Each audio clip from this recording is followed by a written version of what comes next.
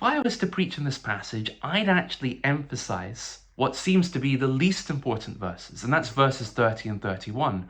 Jesus performs many other signs in the presence of his disciples, which are not recorded in this book. But these are written that you may believe that Jesus is the Messiah, the Son of God, and that by believing you may have life in his name. See, here's the thing we always get wrong. Jesus was a real person. And much like us real people, he did many, many, many different things in his life. And if the gospel writers were just to write a dispassionate list of all the things he did, well, we'd be confused. We wouldn't know how to order that and understand what Jesus was, what Jesus' message was, and what we were to do in response. And verse 31 makes it very clear what John wants us to take away. Jesus is God. I have included accounts in here that legitimatize my claim that Jesus is God. And those passages I've not included, well, they didn't help me tell the story I wanted to tell.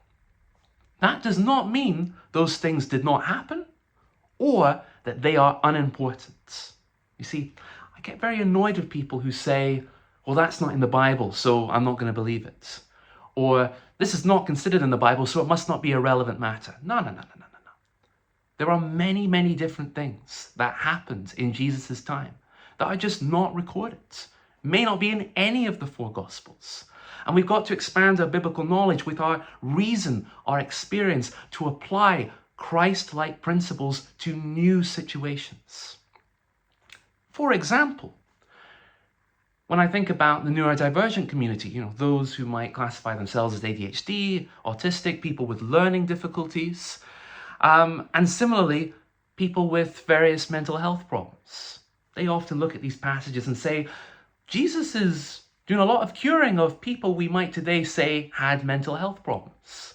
And yet, where is Jesus accepting people with various different neurodivergent traits? Where is the passage where Jesus says this person doesn't need to be healed, this is just who they are? Well, maybe that happens.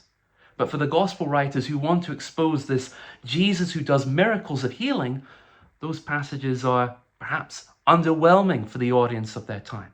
But we mustn't forget, things happened that were not recorded. Let us continue to use Christ-like principles and apply them to the situations of today. Not to dismiss them because they're not in the Bible, but rather to see where Christ is still doing work today.